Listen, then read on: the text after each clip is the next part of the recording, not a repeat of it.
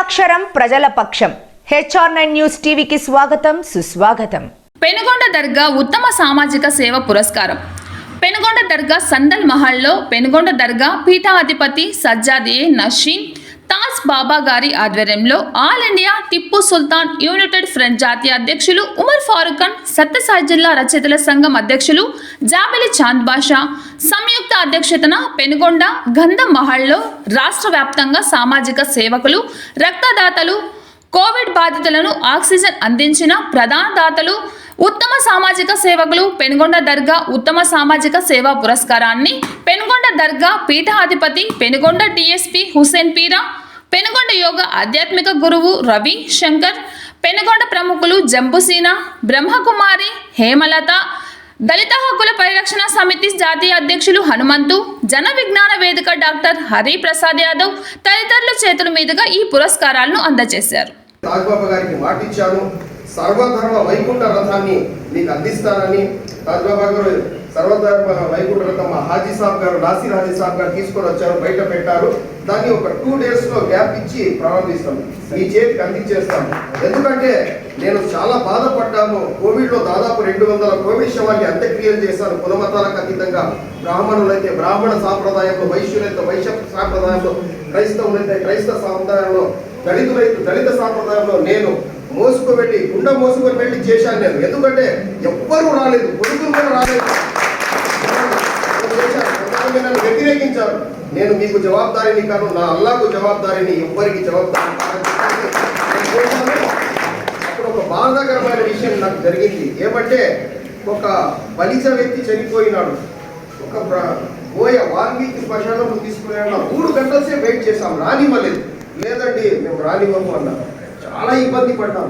ఇబ్బంది పడిన తర్వాత శవాన్ని మళ్ళీ అక్కడ అంత్యక్రియలు చేశాం. ఆ రోజు బాధపడి మా తహసీల్దార్ గారి దగ్గరికి వెళ్తే ఆయన అడిగాను, సార్ ఇప్పుడు ఏం అడగలేదు సార్, నేను నాకు సహాయం చేయండి అంటే ఏం కావాలో చెప్పారు అంటే జనరల్ శ్మశానకు వడ్డీగా కావాలి, కులాలు, మతాలు, వర్గాలు, వర్ణాలు, జాతులకు అతీతంగా ఇచ్చాను. ఇప్పుడు మా హిందూపురంలో ఒక జనరల్ శ్మశాన వాటిక ఉంది. కులాలు లేదు, మతాలు లేదు, ఎవరైనా కూర్చున్నాం.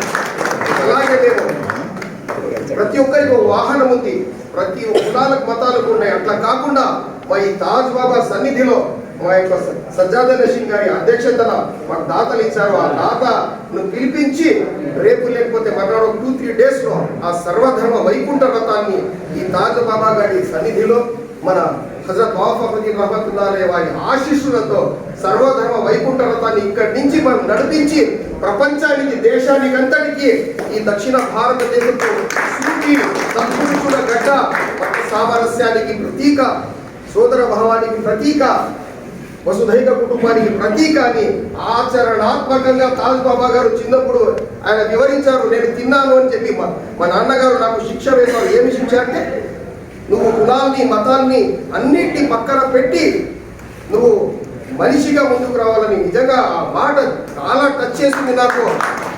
అలాంటి వ్యక్తితో, అలాంటి మహనీయులతో ఈరోజు మేము అందరం కూర్చున్నామంటే నిజంగా గ్రేట్. మాకు అల్లా ఒక మంచి ఛాన్స్ ఇచ్చాడు. ఆ ఛాన్స్ని కంటిన్యూ చేస్తాం మేము. ఈరోజు ఇన్షాల్లా మేము తాజ్ బాబా గారికి అప్పచెప్తున్నాం ఆ వాహనము. ఇంకా 2 ఆక్సిజన్ కాన్సన్ట్రేటర్లు కూడా తీసుకొచ్చి పెట్టాను మన ఆఫీస్లో, అది కూడా చేర్పిస్తాను. కోవిడ్ కూడా దగ్గరలో ఏదో ఇబ్బంది పరిస్థితులు ఉన్నాయి కాబట్టి ఆక్సిజన్ కాన్సన్ట్రేటర్లు మేము హజరత్ తాజ్ బాబా గారికి ఇస్తాం మేము. నెక్స్ట్ ఏమైనా సేవలు కానీ మేము ఈ సన్నిధి నుంచి ప్రారంభించడానికి దేశం మొత్తానికి హజరత్ వాఫాఫుద్దీన్ రహమతుల్లాహి అలైహి వారు మరి తాజ్ బాబా గారి యొక్క ఆశీస్సులతో ముందుకు తీసుకుపోతామని చెప్పేసి చెబుతూ మన సామాజిక సేవకులు అందరూ చాలాసేపు నుంచి వెయిట్ చేస్తున్నారు.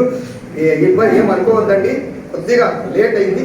మా తాజ్ బాబా గారి చేతుల మీద, గురూజీ గారి చేతుల మీద, DSP గారు, మా శ్రీరామ్ నగర్ వాళ్ళ పెద్దల చేతుల మీద ఇక్కడ 3 మాత్రం ఉంటారా?